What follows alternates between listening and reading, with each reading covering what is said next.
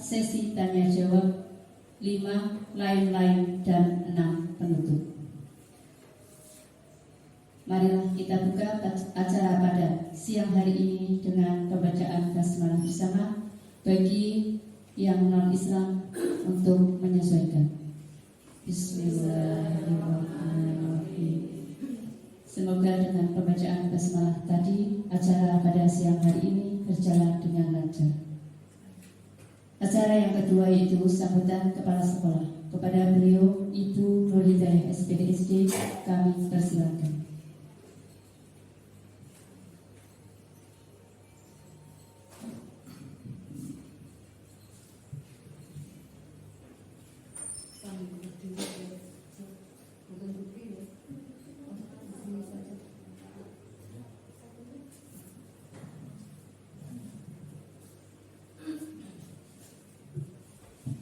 Bismillahirrahmanirrahim. Assalamualaikum warahmatullahi wabarakatuh.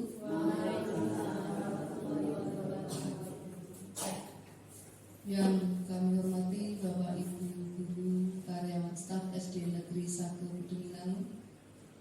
Yang kami hormati Ibu Moderator. Yang kami hormati dan kami banggakan ibu-ibu pemateri pada acara Seminar Aksi Nyata Modul 1.4 Budaya Positif CGP di SD Negeri 1 Kedung. Bapak Ibu, mari sebelum kita mulai, kita bersama-sama mengucapkan puji syukur alhamdulillahirabbil alamin kepada Allah Subhanahu wa taala, di mana pada saat ini kita masih diberi kesehatan, rahmat, nikmat, taufik hidayah sehingga bertemu pada acara siang hari ini. Salawat serta salam senantiasa kita sanjungkan kepada Nabi Agung Muhammad SAW yang kita harapkan syafaatnya baik di dunia maupun di akhirat. Amin. Bapak Ibu yang kami hormati, izinkan saya akan menyampaikan beberapa hal. Yang pertama, kami sampaikan selamat kepada Saudari Muci Prihatin dan Saudari Rohmah Sabtorini yang sampai saat ini beliau berdua sudah berhasil mempelajari modul 1.4 sampai puncaknya mengadakan seminar yaitu berupa aksi nyata modul 1.4. Selamat sekali lagi. Mudah-mudahan langkah awal dari teman kita nanti Bapak Ibu yang lain segera menyusulnya. Amin.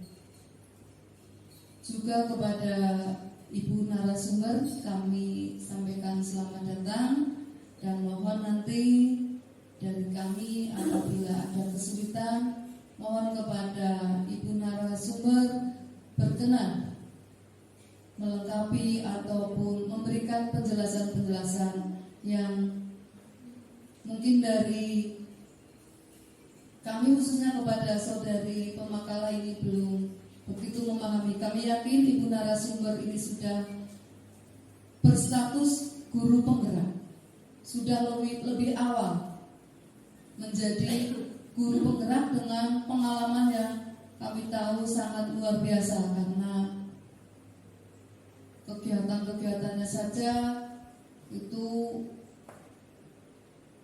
dilaksanakannya tidak seperti di yang tahap ini ya. Ini saudari pemakalah atau pemateri itu sudah angkatan yang ke-6. Kalau Ibu narasumber angkatan keberapa? Angkatan kedua, luar biasa. Jadi sudah jauh lebih awal. Dan mudah-mudahan Bapak Ibu setelah angkatan 6 padahal saat ini sudah angkatan 8. Mohon kepada Bapak Ibu yang lain nanti ada kesempatan silakan untuk mendaftar lagi ya, jangan putus asa untuk mencoba karena memang tuntutan sekarang, tuntutan zaman. Dan mudah-mudahan kami atas nama keluarga SD Negeri 1 Kedung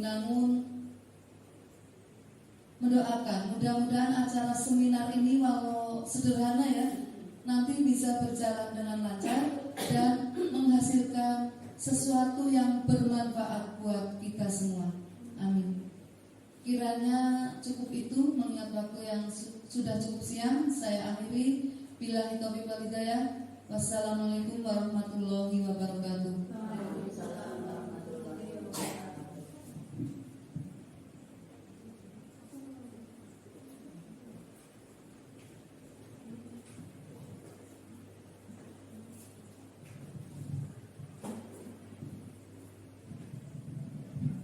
Terima kasih kami sampaikan kepada beliau Ibu Nur Hidayah SPDSD.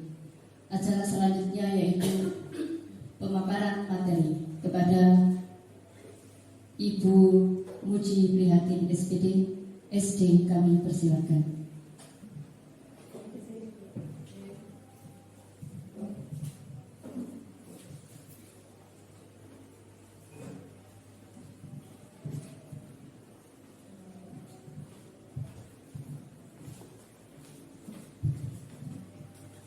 Bismillahirrahmanirrahim. Assalamualaikum warahmatullahi wabarakatuh.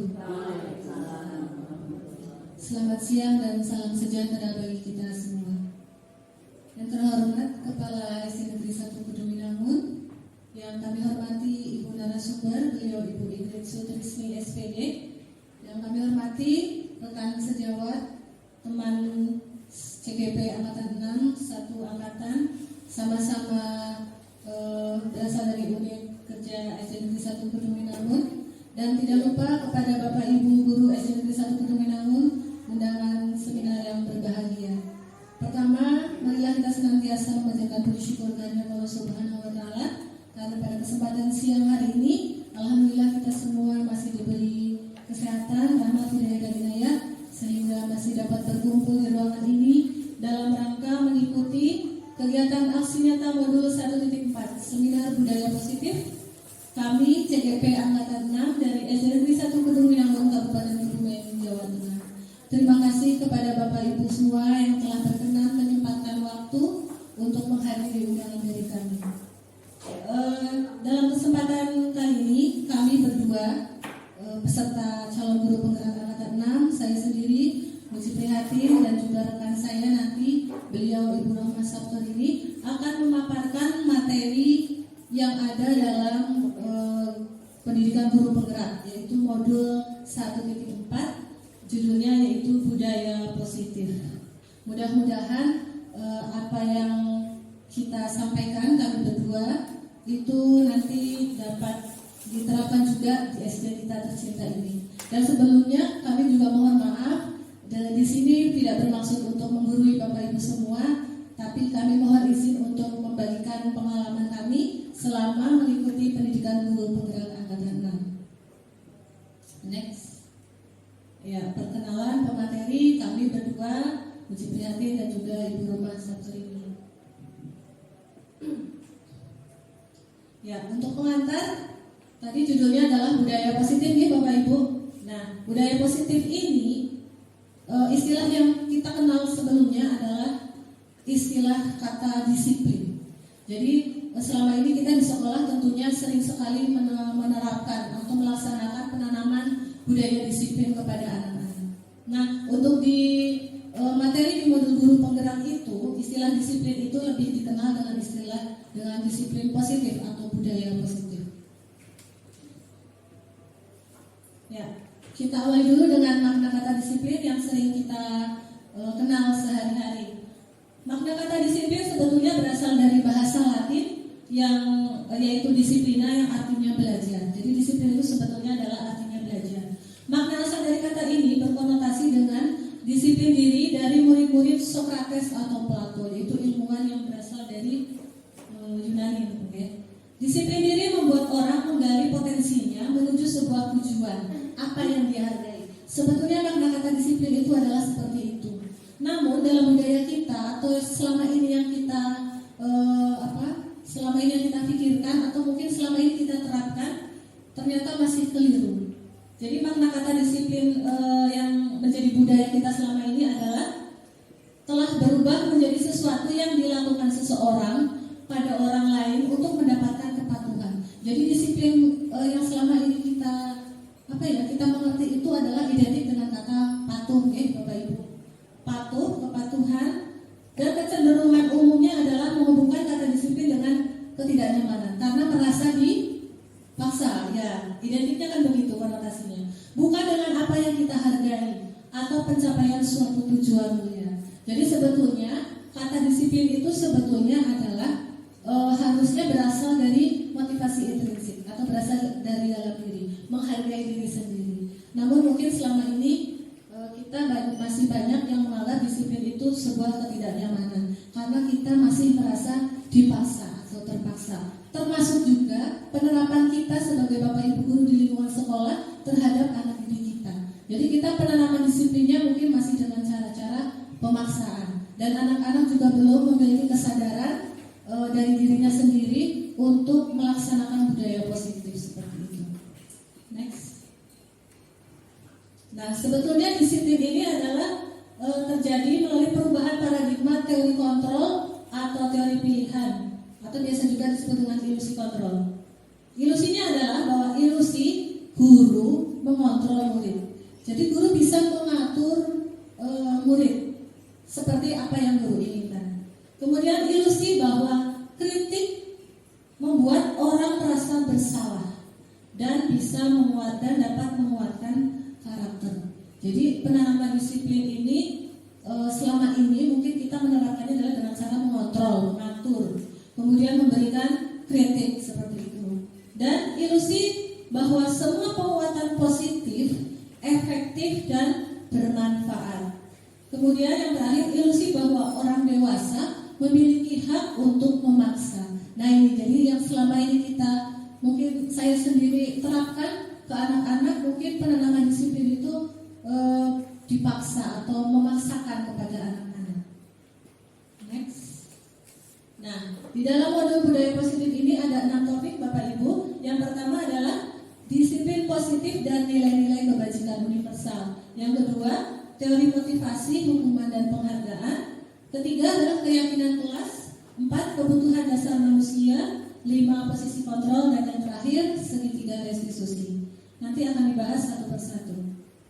Nah, di sini ada skema atau diagram atau peta pikiran tentang disiplin positif yang merupakan teori kontrol atau teori pilihan dari Dr. William Glasser.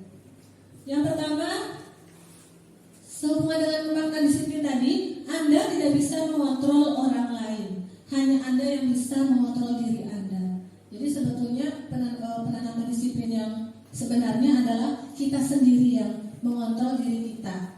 Jadi menghargai diri kita tentang nilai-nilai positif atau nilai-nilai kebajikan universal. Nanti akan dijelaskan di di materi berikutnya. Kemudian semua perilaku memiliki tujuan, termasuk anak-anak didik kita, peserta didik kita. Kadang dalam kesehariannya mungkin ada yang melakukan tindakan istilahnya melanggar disiplin, melanggar tata tertib seperti itu ya Bapak Ibu. Nah, sebetulnya setiap anak kenapa melakukan perbuatan seperti itu? Kalau dalam teori kontrol itu mereka sebetulnya mempunyai motivasi, mempunyai tujuan. Kenapa kok mereka berbuat nakal? Kenapa mereka melanggar tata tertib? Karena mereka mempunyai motivasi tersendiri. Kemudian yang ketiga, model berpikir menang-menang, kolaborasi dan konsensus menciptakan pilihan-pilihan baru. Nanti di sini penjabarannya adalah ada 5 posisi kontrol, termasuk kita sebagai Bapak Ibu guru di lingkungan satuan pendidikan, itu nanti harusnya kita berperan atau berposisi di kontrol yang mana.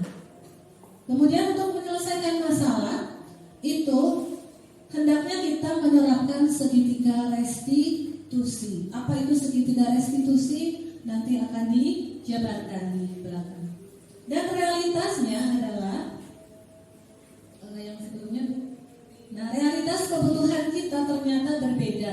Kita berusaha memahami pandangan orang lain tentang dunia. Setiap orang memiliki gambaran yang berbeda. Istilahnya nanti di sini adalah dunia positif. Jadi dasar setiap orang melakukan suatu tindakan itu nanti dasarnya adalah berkaitan dengan 5 kebutuhan dasar manusia, yaitu bertahan hidup, penguasaan, kasih sayang dan rasa diterima, kesenangan serta kebebasan. Nah, ini adalah peta pikiran mengenai materi disiplin positif atau budaya positif. Next. Nah, ini adalah istilah merdeka.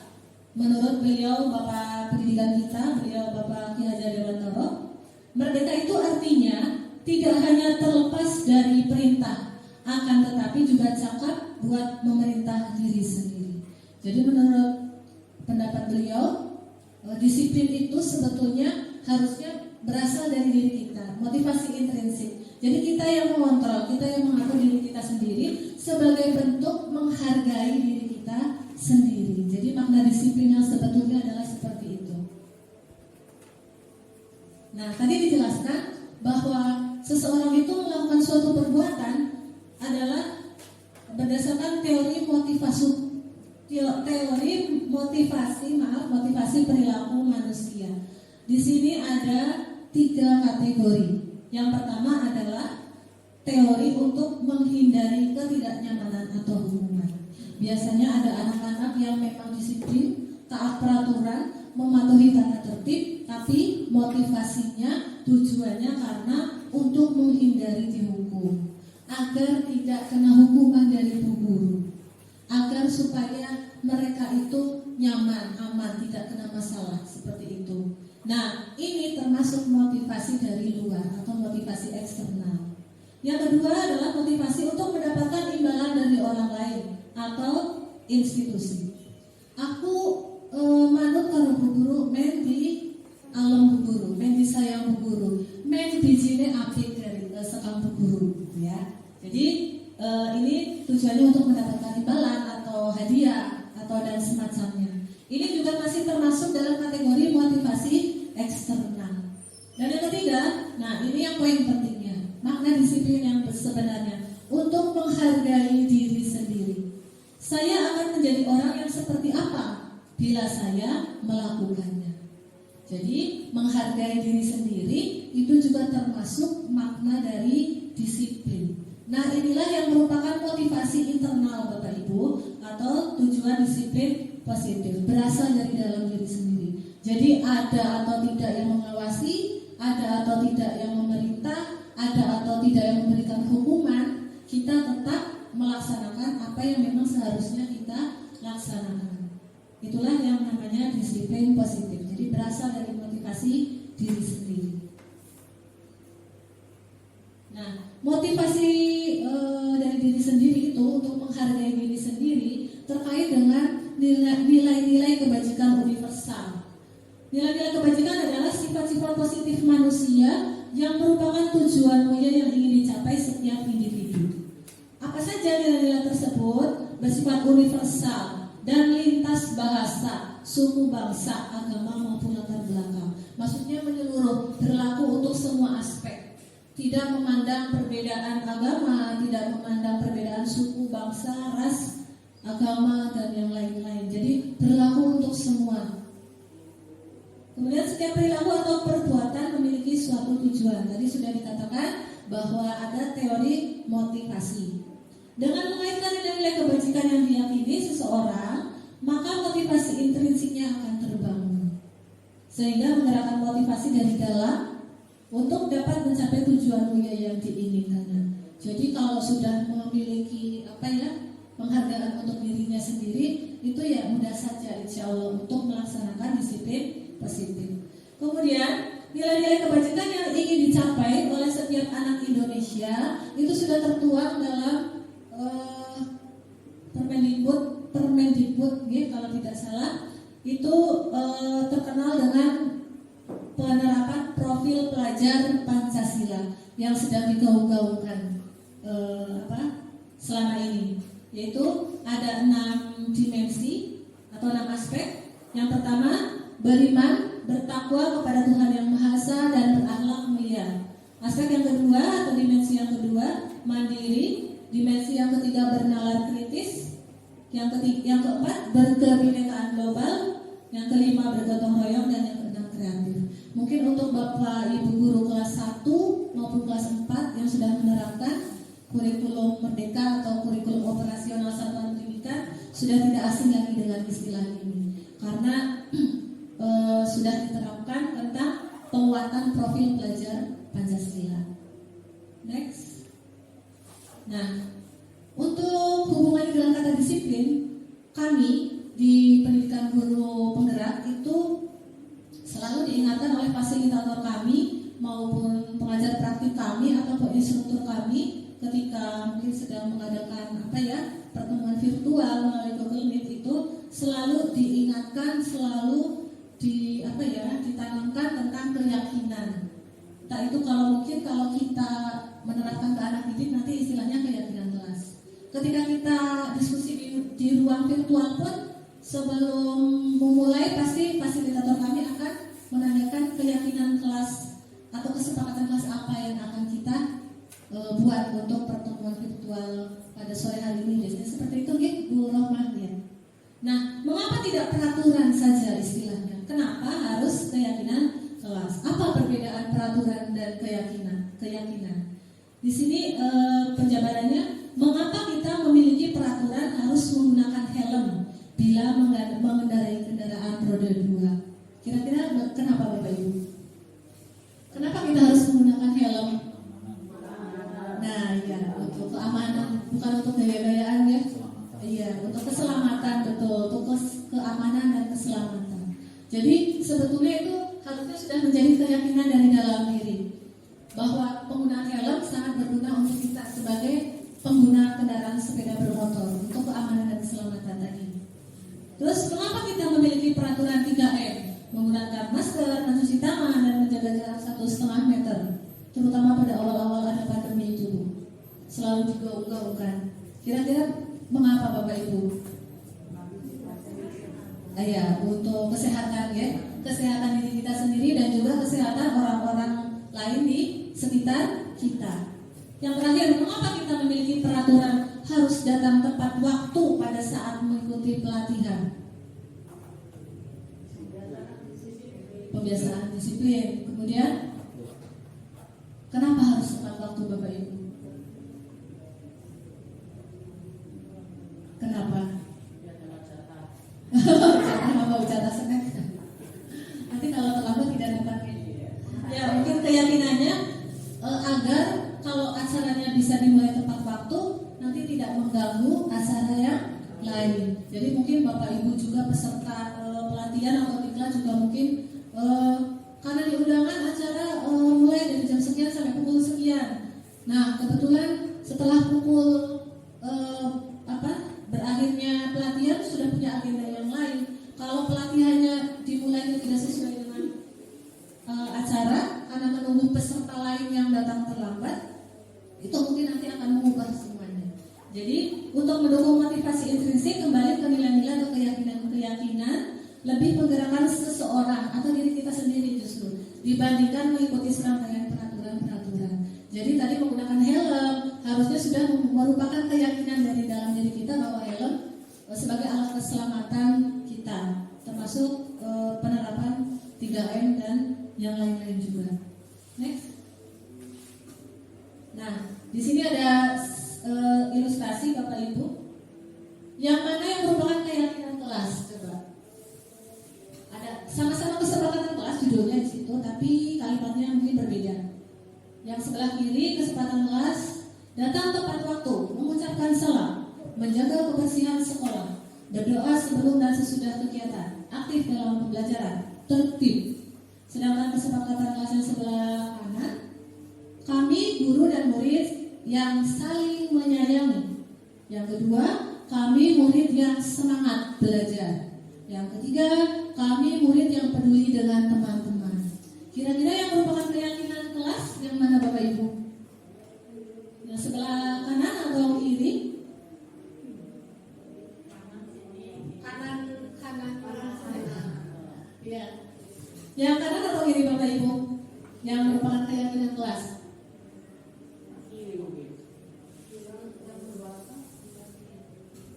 Keyakinan itu kesadaran dari dalam. Jadi akan menumbuhkan, akan mengembangkan kesadaran dari dalam diri setiap individu atau setiap orang atau setiap anak kalau peserta didik di lingkungan sekolah kita. Jadi menumbuhkan keyakinan atau bukan karena takut dihukum, itu yang diharapkan seperti itu. Jadi biasanya menggunakan kalimat-kalimat positif. Yang kita katakan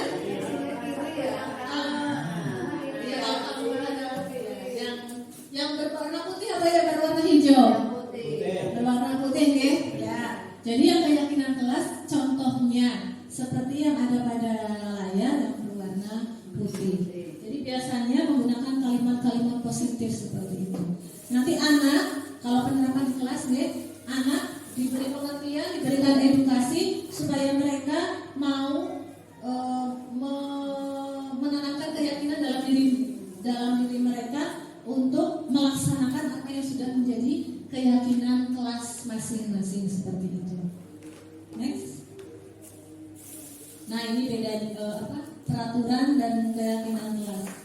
Misalnya peraturan selalu kembalikan buku ke tempatnya. Bentuk keyakinan kelasnya mungkin bisa digunakan kalimat positif berupa bentuk tanggung jawab. Itu termasuk tanggung jawab. Peraturan dilarang mengganggu orang lain. Nah ini biasanya kalau peraturan banyak yang menggunakan kalimat negatif seperti itu. Keyakinan kelasnya ya kita tidak boleh mengganggu orang lain. Kenapa? Karena kita harus menghormati orang lain. Kemudian hadir di sekolah 15 menit sebelum pembelajaran dimulai. Itu menghormati orang lain juga dan berlatih berkomitmen mematuhi tata tertib atau peraturan sekolah. Dilarang melakukan kekerasan. Apa keyakinannya? Untuk keselamatan dan juga menghormati orang lain. Kita sebaiknya tidak melakukan kekerasan. Dilarang menggunakan narkoba. Kenapa kok tidak boleh? Kenapa dilarang? Keyakinannya adalah karena akan merusak kesehatan. Bergantian atau menunggu giliran atau antre di sini ya. Apa keyakinannya? Ya menghormati orang lain. Yang sudah berada di depan, ya urutannya di depan. Kalau datangnya belakangan, ya di belakang seperti itu. Dan keyakinannya adalah bersabar. Gunakan masker itu terutama untuk kesehatan dan keselamatan. Jangan berlari di kelas atau koridor. Itu juga keyakinannya adalah untuk keselamatan juga keamanan, tidak mengganggu orang lain. Next. Nah, tadi setiap individu atau setiap anak kalau di sekolah itu melakukan sesuatu pasti karena ingin memenuhi kebutuhan dasar mereka. Kebutuhan dasar manusia tadi dijelaskan sudah ada 5. Yang pertama bertahan hidup, kemudian kasih sayang dan rasa ingin diterima, penguasaan, kesenangan dan juga kebebasan. Nah, di sini dicontohkan misalnya ada kasus Bimo, seorang anak TKB, selalu berlari keluar kelas menuju jalan raya di depan sekolahnya yang ramai dengan kendaraan. Tingkahnya membuat guru Bu Ani, tapi bukan Bu Ani Pratiwi ya, Bu Ani bingung dan seringkali lari mengejarnya. Pernah Bu Ani seperti itu? Oh. Ya,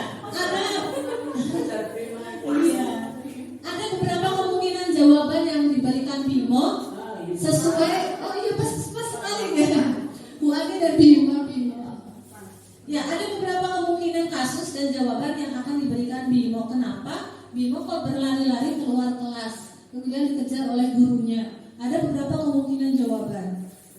Yang pertama jawaban Bimo adalah, aku senang main kejar-kejaran dengan ibu guru, seru, katanya gitu. Nah, kira-kira kalau kalimat yang dilontarkan Bimo seperti itu, kebutuhan dasar yang ingin dipenuhi oleh Bimo adalah kesenangan. Ya.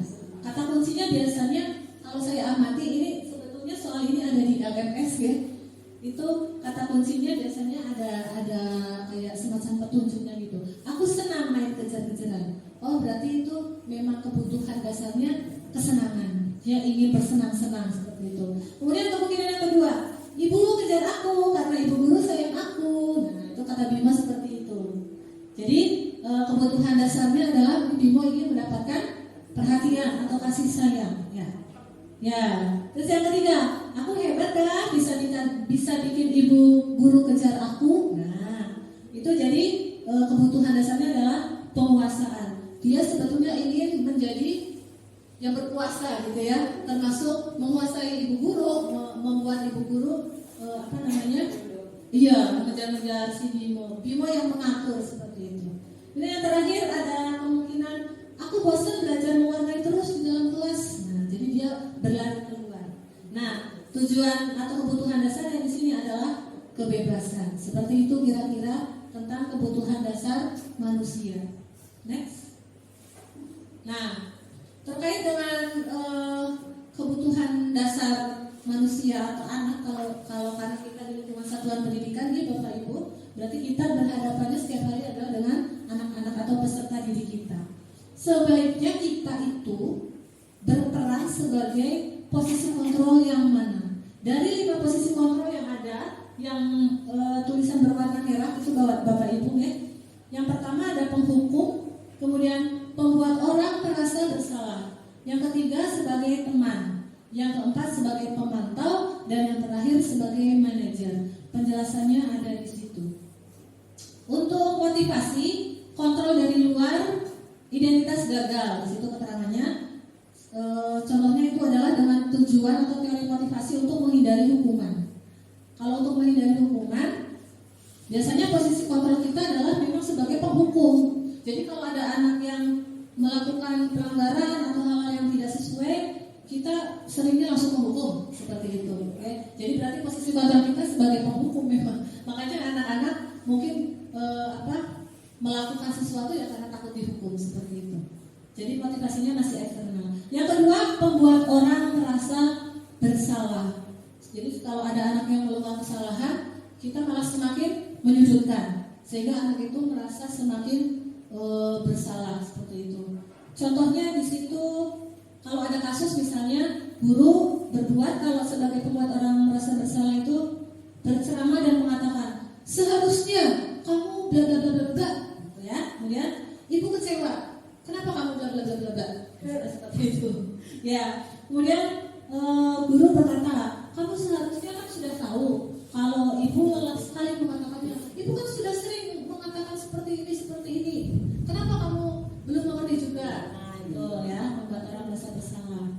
Kemudian hasilnya bisa jadi malah pelakunya itu atau murid kita itu malah menyembunyikan atau berbohong, menyangkal untuk menghindari hukuman tadi, seperti itu.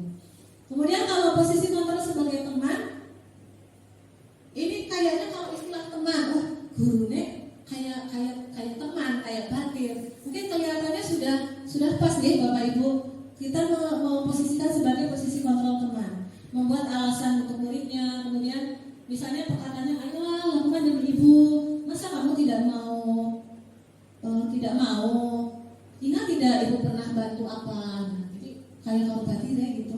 Sebetulnya baik ya kita bersama dengan muridnya itu ya kadang bersikap sebagai teman, tapi nanti kalau kebablasan kayak anak didik kita kadang ya kurang pas juga. Nah, untuk posisi kontrol yang keempat adalah pemantau. Pemantau di sini biasanya mengawasi atau memantau apa yang dilakukan oleh muridnya. Tapi di sini juga motivasinya masih motivasi eksternal atau masih kontrol dari luar. Nah, yang keempat adalah di sini kontrol diri, menghargai diri sendiri. Posisi kontrol guru sebagai manajer, itulah yang diharapkan. Jadi kita sebagai Bapak Ibu guru, yang diharapkan adalah memiliki posisi kontrol sebagai manajer, di mana ketika kita menjumpai ada anak didik kita yang mungkin berbuat kesalahan atau melanggar peraturan, keyakinan, kesepakatan, gitu ya. Kalau dalam kami PGP istilahnya bukan tata tertib atau peraturan, Ibu ya. Kesepakatan, keyakinan seperti itu ya. Ketika ada anak yang tidak mematuhi keyakinan, kesepakatan yang sudah disusun bersama-sama, kita mengajukan pertanyaan terlebih dahulu, menanyakan alasannya mengapa. Kemudian mengajak anak tersebut untuk mencari jalan keluar permasalahan yang dia hadapi. Apa keyakinan yang sudah anak itu langgar? Apa yang bisa dia lakukan untuk memperbaiki kesalahan. Nah, itulah posisi manajer, seperti itu yang diharapkan. Next. Nah, ini peran 5 posisi kontrol. Contoh kasusnya, saya kecewa sekali dengan kamu, begini ya. Itu adalah posisi kontrol sebagai pembuat orang merasa bersalah. Kalau sebagai penghukum, contohnya, kamu tidak benar-benar melakukannya, pasti selalu salah. Harusnya kan kamu belajar, perhatikan, bla bla bla bla, misalnya mungkin begitu. tadi sudah ada contohnya. Ayolah lakukan demi bapak, demi ibu. Kamu gak kasihan sama bu guru? Dari tadi sudah ngotos terus di kelas menjelaskan. Gitu ya, itu sebagai teman. Kemudian sebagai pemantau, apakah kamu mau mendapatkan stiker bintang hari ini? Nah, biasanya kalau anak TK atau anak kelas 1 Ibu Elvi, biasanya diberi iming-iming dapat stiker gitu ya. Kalau melakukan suatu perbuatan yang mungkin dianggap perbuatan baik, biasanya dapat stiker. Nah, itu bisa dikategorikan sebagai pemantau. Stiker bintang, stiker emoji senyum, atau yang lain-lain biasanya seperti itu ya. Sebagai manajer, bagaimana kamu bisa menyelesaikan masalah ini? Nah, itu kata kuncinya. Jadi memberikan pertanyaan dulu, tidak langsung memberikan hukuman, tidak langsung menghakimi. Sebagai penghukum lagi itu, kamu selalu yang paling terakhir. Kok bebas sih? Mulai dari sini gitu ya mungkin ya. Oke, next. Nah, dalam materi yang kami dapatkan di program pendidikan guru penggerak, ketika ada anak yang melanggar keyakinan atau kesepakatan kelas, itu sebaiknya tidak diberi hukuman. Lalu bagaimana kalau ada anak yang melanggar? Nah, itu istilahnya di sini adalah konsekuensi. Ya, jadi konsekuensi adalah perbuatan yang harus dilakukan karena telah melakukan akibat perbuatan yang lain, mungkin seperti itu. Jadi perbedaan hukuman dan konsekuensi di sini. Kalau hukuman sesuatu yang menyakitkan, kadang kita sendiri yang orang dewasa kadang kalau misalnya diberi hukuman, kita juga merasa sakit gitu ya Bu ya. Sakitnya tuh di sini. Ya, apalagi anak-anak seperti itu. Nah, konsekuensi itu perbedaannya adalah hukuman ya sesuatu yang memang harus terjadi, harus dilakukan karena telah melakukan perbuatan A, perbuatan B seperti itu. Kemudian perbedaan yang berikutnya, hukuman membuat anak sakit, bisa sakit secara fisik maupun secara hati atau mental untuk jangka waktu yang lama, terutama bagi anak-anak yang mungkin memiliki hati yang sensitif seperti saya. Ya, terus konsekuensi membuat anak merasa tidak nyaman sama yang namanya melanggar keyakinan atau kesepakatan, pasti kita akan mengingatkan. Nah, itu pasti tetap akan menimbulkan efek rasa tidak nyaman. Tapi kalau konsekuensi nanti jangka waktunya pendek seperti itu. Kalau hukuman, anak membenci kedisiplinan, jadi akan tambah tidak suka dengan disiplin seperti itu karena merasa dipaksa. Nek orang disiplin dihukum seperti itu. Terus paksaan, mendorong anak menyakiti diri sendiri. Konsep diri yang buruk, anak belajar untuk menyembunyikan kesalahan karena takut dihukum. Marah, rasa bersalah, kadang dipermalukan juga, dihukum di hadapan teman-teman seperti itu. Merasa tidak dihargai. Sedangkan kalau konsekuensi tadi, jadi diharapkan anak akan lebih menghargai disiplin karena berasal dari keyakinan diri. Stimulus ke-8, mendorong anak agar mudah menyesuaikan diri, konsep diri yang baik, anak belajar untuk mematuhi peraturan. Jadi yang dititik beratkan di sini adalah prosesnya seperti itu. Kehilangan hak dibuat tidak nyaman, diasingkan untuk sementara, tapi nanti akan kita kembalikan lagi ke kelompoknya seperti itu. Next. Nah, ini kira-kira coba ada beberapa contoh kasus Bapak Ibu. Ini nanti coba Bapak Ibu analisis termasuk hukuman atau konsekuensi. Yang pertama, mencatat 100 kali di dalam buku kalimat saya tidak akan terlambat lagi karena terlambat sekolah. Itu terlambat diberikan sanksi atau hukuman mencatat 100 kali di dalam buku kalimat seperti itu. Kira-kira hukuman atau konsekuensi? Konsekuensi, Bu Arifah. Oke. Sekarang yang kedua, lari mengelilingi lapangan basket 2 kali karena terlambat hadir di sekolah. Terus hukuman. Oke. Terus yang ketiga, jawabannya nanti ya. Membersihkan coretan yang dibuat di meja tulis. Setelah coret meja tulis, terus disuruh membersihkan. Hukuman atau konsekuensi? Karena mencoret-coret meja, ya. Oke, hukuman atau konsekuensi kira-kira kalau seperti itu? Konsekuensi, oke, lanjut. Murid diminta untuk push up 15 kali karena tidak menggunakan masker.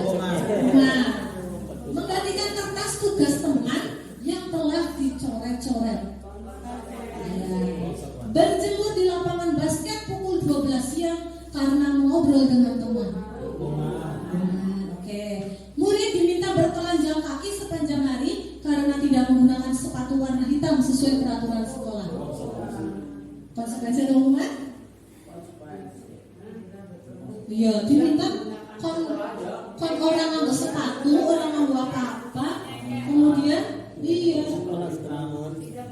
karena tidak mematuhi peraturan, tidak menggunakan sepatu berwarna hitam, malah kau nyopot bertelanjang kaki gitu. Ya, membersihkan tumpahan air di meja tulis karena tersenggol pada saat belajar.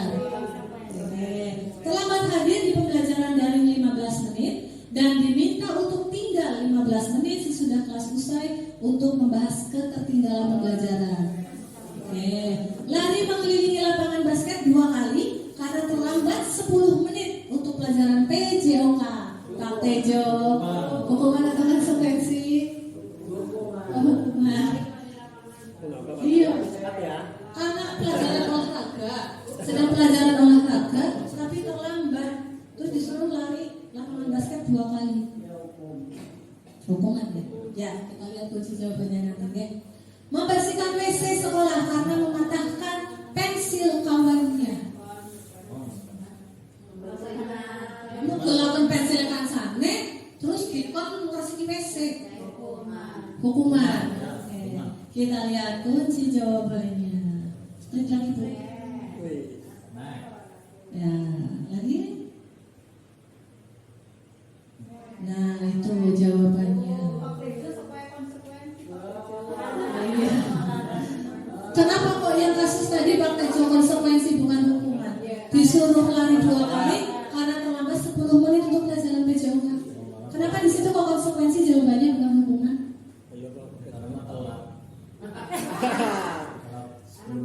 Ya, karena mungkin ini berhubungan dengan pelajaran PJOK ya. Biasanya kalau olahraga kan ada pemanasan dulu. Nah, mungkin itu bisa juga sekaligus untuk pemanasan. Mungkin seperti itu.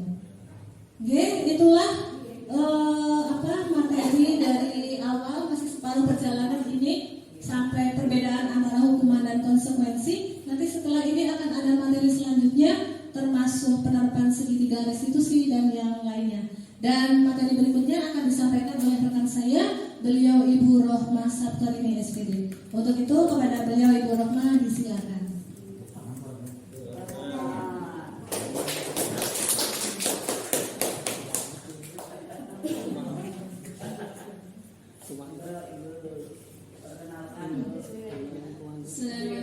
Assalamualaikum warahmatullahi wabarakatuh. Terima kasih atas waktu yang diberikan kepada saya.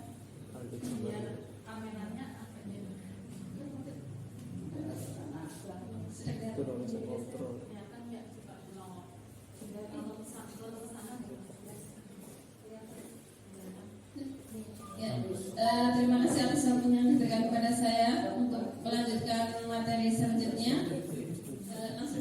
Langsung saja Ibu dan teman-teman semuanya. Untuk materi selanjutnya adalah segitiga restitusi. Apa itu restitusi? Restitusi adalah proses menciptakan kondisi bagi murid untuk memperbaiki kesalahan mereka, sehingga mereka bisa kembali pada kelompok mereka dengan karakter yang lebih kuat. Restitusi juga merupakan proses kolaboratif yang mengajarkan murid untuk mencari solusi untuk masalah mereka dan membantu murid berpikir tentang orang seperti apa yang mereka ingin menjadi atau tujuan mulia dan bagaimana mereka harus memperlakukan orang lain menurut Gosen 2004. Jadi di sini segitiga restitusi itu kita lakukan ketika ada murid yang melakukan suatu kesalahan. Di dalam segitiga restitusi itu ada 3 tahapan. Yang pertama adalah menstabilkan identitas, yang kedua validasi kebutuhan, yang ketiga adalah menanyakan keyakinan. Dalam menstabilkan identitas, ketika kita bertanya jawab dengan sesuai yang sudah melakukan suatu kesalahan, jadi murid yang melakukan suatu kesalahan kita panggil, kita ngomong berdua gitu, tanya jawab. Kita akan bertanya untuk menstabilkan identitas itu, kita bertanya, kok kamu melakukan kesalahan seperti itu? Kenapa? Nanti kan Anda akan menjawab, karena seperti ini Bu. Oh, setiap orang pasti akan melakukan kesalahan. Nah, seperti itu. Jadi anak akan merasa, oh iya, semua orang itu bisa melakukan kesalahan. saya. Jadi anak akan merasa tidak merasa tertuduh lah, seperti itu. Iya, tidak seperti tersangka seperti itu.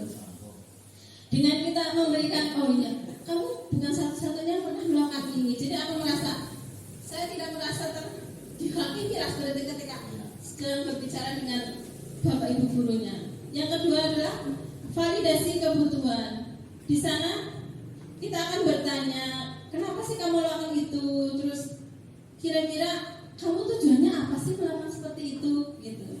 Nanti pasti setiap anak pasti akan punya tujuan melakukan suatu kegiatan, baik itu kegiatan baik, pasti ada tujuan baik, dan kegiatan yang buruk pasti sebenarnya mereka punya tujuan, entah itu apa pasti punya. Dan yang ketiga adalah menanyakan keyakinan. Keyakinan di sini adalah keyakinan kelas yang sudah disepakati di setiap kelas. Misalkan anak melakukan kesalahan tentang membuang sampah yang tidak di tempat sampah atau membuang sampah sembarangan. Nanti kita akan menanyakan keyakinan kelas apa yang sudah kamu langgar, keyakinan kelas apa yang sudah kamu tidak laksanakan seperti itu. Nah, nanti anak akan menyadari, oh iya, kan kita sudah sepakat di kelas, kita sudah sepakat untuk selalu menjaga kebersihan seperti itu. Jadi anak akan menyadari dengan sendirinya kalau dia tidak menjaga kebersihan, kalau dia membuang sampah dengan sembarangan seperti itu. Lanjut. Dalam segitiga restitusi itu ada 9 ciri-ciri restitusi.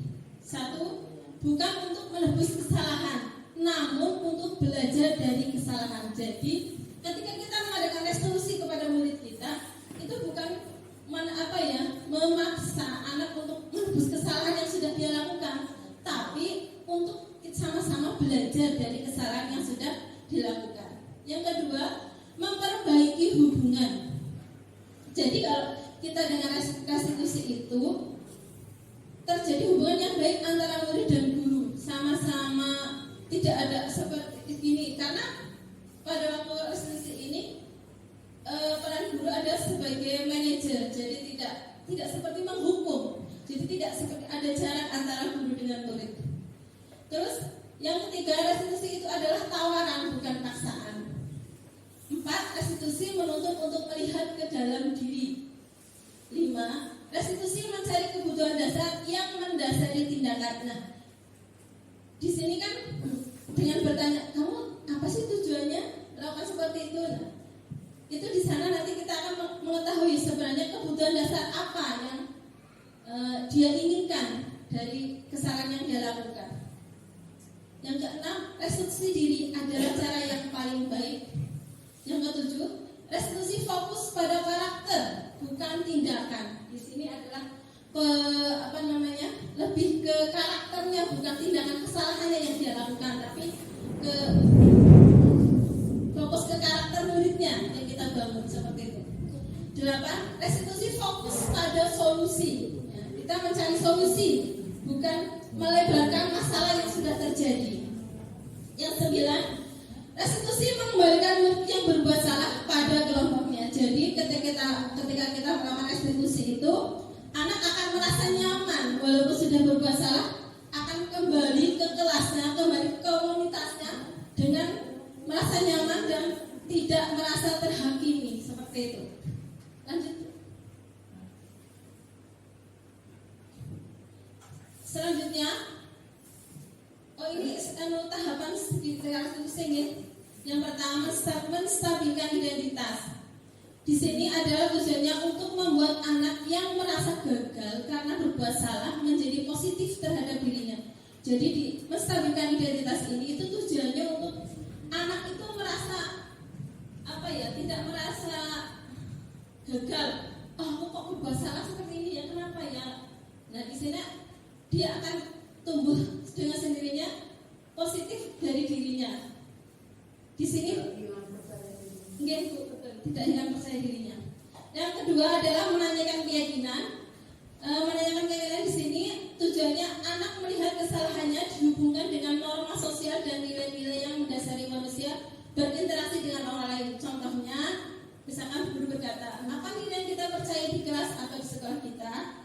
nilai-nilai universal apa yang telah kita sepakati. Kelas yang ideal itu seperti apa sih? Kamu ingin menjadi anak seperti apa? Apa yang kamu rasakan?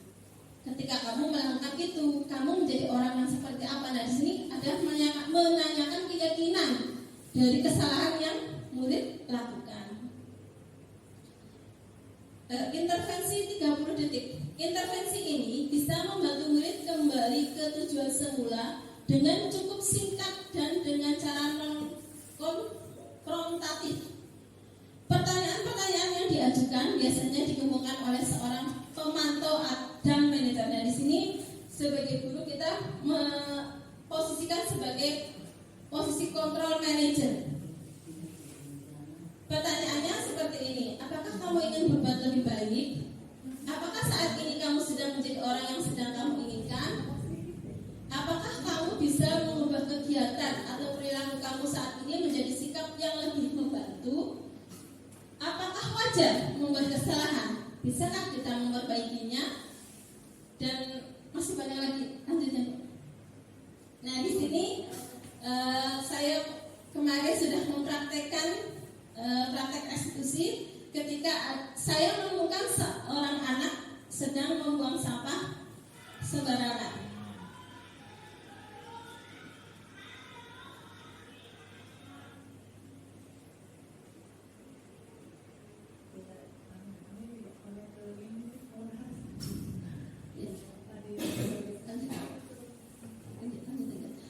Ya, itu tadi adalah praktek segitiga seperti yang saya lakukan ketika saya mendapati seorang siswa membuang sampah tidak di tempatnya.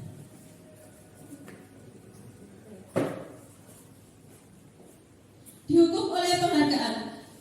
Bahwa penghargaan berlaku sama dengan hukuman dalam arti meminta atau memujuk seseorang melakukan sesuatu untuk memenuhi suatu tujuan tertentu dari orang yang meminta atau membujuk. Dorongannya eksternal dan ada faktor ketergantungan menurut Alficon 1993. Dihukum oleh penghargaan. Pengaruh jangka. Jadi kalau kita selalu memberikan penghargaan itu langsung ke contohnya ya. Jadi kalau kita selalu memberikan penghargaan itu ada pengaruh jangka pendek dan jangka panjangnya. Penghargaan efektif jika kita menginginkan seseorang melakukan sesuatu yang kita inginkan dalam waktu jangka pendek. Jika kita menggunakan penghargaan lagi dan lagi, maka orang tersebut akan bergantung pada penghargaan yang diberikan, serta kehilangan motivasi dari dalam. Dan jika kita mendapatkan penghargaan untuk melakukan sesuatu yang baik, maka selain kita senantiasa berharap mendapatkan penghargaan tersebut lagi, kita pun menjadi tidak menyadari tindakan baik yang kita lakukan. Penghargaan tidak efektif. Jadi kalau kita selalu memberikan penghargaan itu sebenarnya tidak efektif. Suatu penghargaan adalah suatu benda atau peristiwa yang diinginkan, yang dibuat dengan persyaratan hanya jika Anda melakukan hal ini, maka Anda akan mendapatkan penghargaan yang diinginkan. Penghargaan merusak hubungan. Jadi ketika seorang diberi penghargaan atau dipuji di depan orang banyak, maka yang lain akan merasa iri dan sebagian dari mereka tidak menyukai orang yang diberikan penghargaan tersebut. Penghargaan mengurangi ketepatan. Riset pertama, dalam sebuah percobaan sekelompok anak laki-laki berusia 9 tahun diminta untuk melihat gambar wajah yang ditampilkan di layar, dan mereka harus memberitahukan jika wajah-wajah tersebut sama atau berbeda. Gambar-gambar tersebut hampir sama. Beberapa dari mereka diberi penghargaan dalam bentuk uang. Pada saat mereka memberikan jawaban benar, sementara sebagian yang lain tidak, hasilnya adalah anak laki-laki yang dibayar membuat lebih banyak kesalahan. Lanjut, penghargaan menurunkan kualitas. Pengamatan dilakukan pada sekelompok mahasiswa yang sedang bekerja praktik di sebuah surat kabar universitas. Saat itu mereka sedang belajar menuliskan sebuah artikel tentang sebuah judul berita utama. Seiring waktu, mahasiswa tersebut semakin mampu bekerja dengan cepat. Kemudian ada beberapa mahasiswa yang dibayar untuk setiap judul berita utama yang mereka mampu dihasilkan. Dan setelah beberapa lama, mahasiswa yang dibayar ini hasil kinerjanya berhenti berkembang. Mereka yang tidak menerima bayaran harus berupaya mengasah diri menjadi lebih baik. Penghargaan mematikan kreativitas. 1. Murid-murid diminta berpikir mengenai hadiah atau penghargaan yang bisa mereka dapatkan bila berhasil menulis sebuah puisi. Ya, jadi kreativitasnya itu bisa menurun kalau kita selalu memberikan penghargaan. Yang kedua, penelitian menunjukkan bahwa pekerjaan seni atau sebuah penulisan cerita menjadi kurang kreatif bila dijanjikan sebuah hadiah atau penghargaan. 3. Dalam tugas-tugas pemecahan masalah, para murid memakan waktu lebih lama dan memberikan jalan keluar kurang kreatif saat mereka dijanjikan suatu penghargaan. Penghargaan juga menghukum. Di sini penghargaan menghukum mereka yang tidak mendapatkan penghargaan. Misalnya dalam sistem ranking, mereka yang mendapatkan ranking kedua akan merasa paling dihukum, merasa tidak mendapatkan ranking. Dan motivasi dari dalam diri atau intrinsik. Saat seseorang anak belajar untuk pertama kali menggabungkan huruf-huruf dan kata-kata serta menyadari bahwa ia dapat membaca, timbul hijau di matanya dan sebuah senyuman di wajahnya. Anak tersebut begitu gembira bahwa ia telah mempelajari dan menguasai suatu keterampilan baru. Kesadaran akan kemampuannya bahwa dia sudah dapat membaca sesungguhnya merupakan sebuah penghargaan yang sesungguhnya. Bentuk program kebajikan atau apresiasi. Dalam memberikan apresiasi atau pengakuan perlu diingat beberapa hal, yaitu beri dukungan secara khusus, beri pengakuan secara pribadi, beri pengakuan kepada semua murid atau secara bergantian, beri pengakuan secara konsisten dan fokus pada proses. Terima kasih, itulah materi yang dapat kami sampaikan. Salam dan bahagia, salam guru penggerak, tergerak, bergerak, dan menggerakkan. Terima kasih, Assalamualaikum warahmatullahi wabarakatuh.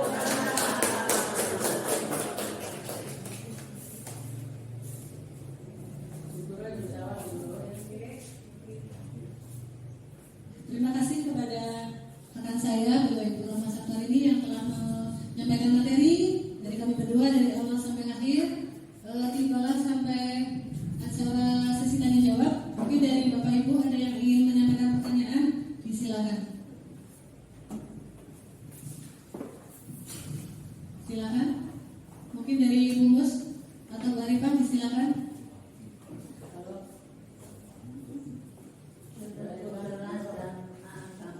Oh, terima kasih ya. Oh, monggo dari Ibu Kepala Sekolah Ibu Nur Hidayah, disilakan. Terima kasih, langsung saja.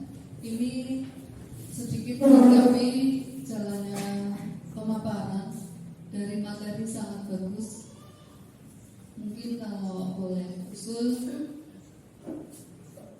saya atau kami selaku peserta seminar ya, mohon lain kali atau kalau memang ada waktu untuk disiapkan materinya secara ringkas, mungkin di copy biar kita bisa menyimak lebih jelas. Itu saja saran dari kami.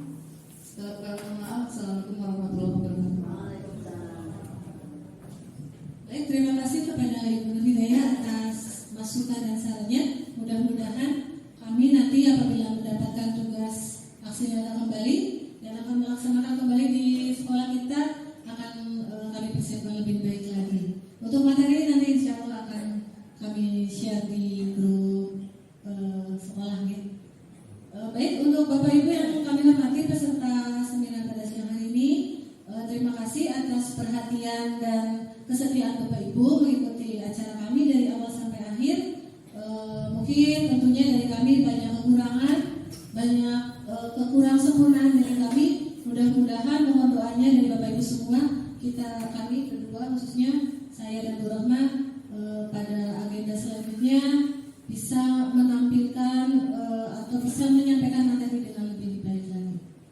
Untuk selanjutnya dari Ibu narasumber, mungkin Ibu Ingrid akan memberikan sekedar testimoni atau refleksi dari kegiatan siang hari ini. Silakan. Terima kasih waktunya. sebetulnya saya bukan narasumber gitu. Kita sama-sama pernah belajar di satu padepokan, yaitu pendidikan guru penggerak gitu ya. Jadi saya hanya mulai lebih awal daripada Ibu Muji dan Ibu Sabtorini, Roma Sabtorini. Begini, untuk pemaparan seminar pada siang hari ini tentang budaya positif, sebetulnya ketika saya mengikuti pendidikan guru penggerak dengan yang itu hampir sama. Untuk keyakinan kelas itu bahasanya dulu saya kesepakatan kelas, sekarang keyakinan kelas juga sama. Yang intinya antara guru dan murid berembuk menyepakati, Mbak Muji, menyepakati apa yang menjadi kesepakatan di kelas itu. Jadi setiap kelas tentunya masing-masing berbeda, masing-masing guru, masing-masing siswa, setiap kelas itu berbeda kesepakatan atau keyakinan kelasnya. Tinggal bagaimana cara sang guru itu untuk mengolah kesepakatan kelas supaya bisa dilaksanakan dengan tadi konsekuensi yang seminimal mungkin. Jadi kita di sini meminimalkan konsekuensi di situ. Jadi kalau zaman dulu kan kalau nggak manut langsung dihukum gitu ya. Mungkin bahasanya sekarang lebih diperhalus ya. Terus satu lagi yang perlu diingat bahwa kita semua baik yang sudah mengikuti pendidikan guru penggerak ataupun yang sedang mengikuti ataupun yang belum mengikuti, kita harus berpegang teguh kepada filosofi Ki Hajar Dewantoro selaku Bapak Pendidikan, yaitu belajar itu berpusat kepada anak, kepada murid, kepada siswa. Jadi sebagai guru kita tidak boleh memaksakan kehendak kita yang intinya kepengen kayak awake dewek begitu ya, tidak boleh. Jadi semua kegiatan pembelajaran di sekolah semua berpusat kepada murid, itu yang perlu kita garis bawahi kita sebagai agen-agen perubahan pendidikan di masa yang akan datang. Mungkin dari itu saja Bu Muji, dari saya itu saja. Kedepannya mudah-mudahan budaya positif di SD Negeri 1 Kedungwinangun ini dapat selalu dilaksanakan.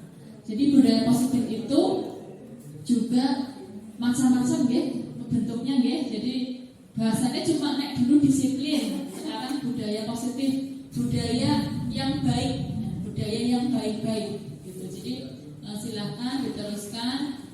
Tidak hanya ketika mengikuti pendidikan guru penggerak saja, tetapi setelah selesai pun kita juga harus menularkan, melaksanakan kepada teman sejawat kita juga kepada anak didik kita. Mungkin dari saya itu saja, Ibu Muji, dari Ibu Roma. Terima kasih. Oke, terima kasih kami haturkan kepada Ibu Idris Sutrisni selaku guru penggerak angkatan 2 atas refleksi dan saran, masukan dan pencerahannya kepada kami semua. Terima kasih. Baik Bapak Ibu yang kami hormati, demikian tadi acara dari awal sampai akhir dari kami selaku pemateri atau pemakalah, saya dan Ibu Roma Sabtorini ketika menyampaikan tadi banyak kekurangan, mohon maaf yang setulus-tulusnya. Terima kasih atas kehadiran Bapak Ibu pada siang hari ini. Dari awal sampai akhir terdapat tutur kata yang kurang berkenan, mohon maaf yang setulus-tulusnya. Kami akhiri. Akhirul kalam, wabillahi taufiq wal hidayah. Wassalamualaikum warahmatullahi wabarakatuh. Selamat siang.